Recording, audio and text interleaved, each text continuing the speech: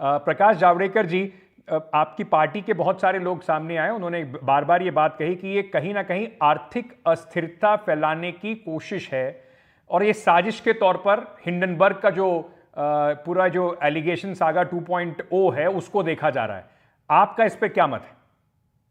एक तो साफ है कि एक विदेशी कुछ ताकतें जानबूझकर लगातार प्रयास कर रही है और मुझे लगता है कि हिंडनबर्ग और कांग्रेस दोनों ही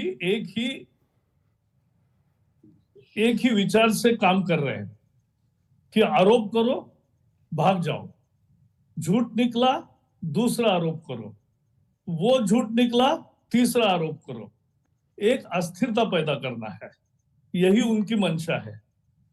हरीश साल्वे ने इस मैटर पे जब आर्गुमेंट किया था तब उन्होंने ये कहा था कि भाई ये हिंडनबर्ग तो शॉर्ट सेलर है, यानी आरोप लगाने के पहले उनको मालूम है कि इसके बाद रिएक्शन शेयर मार्केट में होगा तो पहले ही कम कीमत उसका भी फायदा उठाना है और बाद में बढ़ती है तो उसका भी फायदा उठाना है। तो उन्होंने यही कहा था कि भाई सभी रिकॉर्ड अपने पास है, देखिए किसको फायदा हुआ, ये प्राइस गिरने का और फिर चढ़ने का दोनों बार फायदा किसको हुआ। तो ये जो है ये फायदे का एक केवल शॉर्ट सेलर कंपनी है जिसकी विश्वसनीयता कुछ नहीं होती। वो अपने फायदे के लिए जो एक तरह से अंतरराष्ट्रीय ये करते हैं, आरोप लगाते हैं और अनेक देशों के लोगों पर लगाए जिसका कोई निकला सच्चाई। तो ऐसे संस्था पर विश्वास करना ये कांग्रेस और विपक्षी दलों की दिवालियापन है। दूसरा मेरा मुद्दा इतना ही है जी कि ये बार बार सर्वे आते हैं, बार बार विभिन्न प्रकार के रिपोर्ट्स आते हैं, बार बार ये सब क्या एफर्ट है। और अधिवेशन जब है तब भी कहते हैं, अधिवेशन नहीं है तब भी आते हैं, एक इंटरवल के बाद आते ही रहते हैं।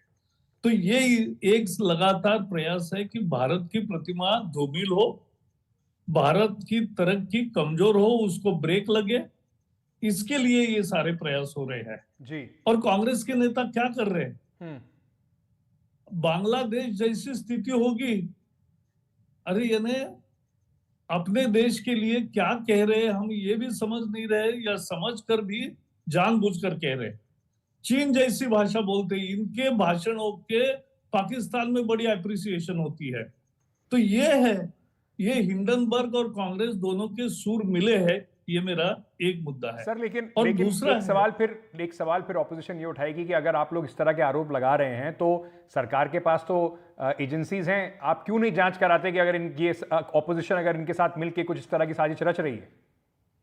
अरे भाई कांग्रेस ने नहीं, ये तो सुप्रीम कोर्ट ने स्वयं ही एक कमिटी नियुक्त की थी।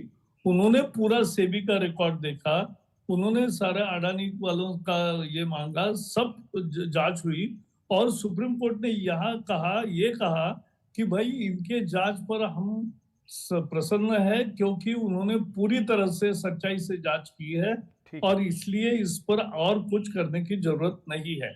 ये क्या है, ये पहले अभी इस्तीफा दो बोलेंगे, फिर जेपीसी करो बोलेंगे, जेपीसी में भी कुछ नहीं आया, सुप्रीम कोर्ट में कुछ नहीं आया, तो ऐसे ही दूसरे आरोप करते रहेंगे।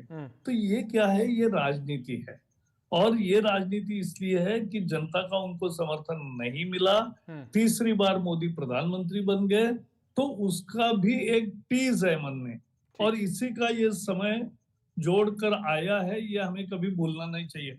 आम लोगों के लिए यही महत्वपूर्ण बात है कि ये जो आरोप लगाते हैं वो कितना मुनाफा कमा रहे हैं, वो मुनाफा कमाते हैं और मुनाफे के लिए कुछ भी झूठ आरोप करना यही उनका धंधा है। ठीक है, और बहुत बहुत शुक्रिया सर। जी बहुत बहुत शुक्रिया प्रकाश जावड़ेकर जी हमारे साथ जुड़ने के लिए, अपनी बात, अपनी पार्टी की बात इस पूरे मामले पर रखने के लिए।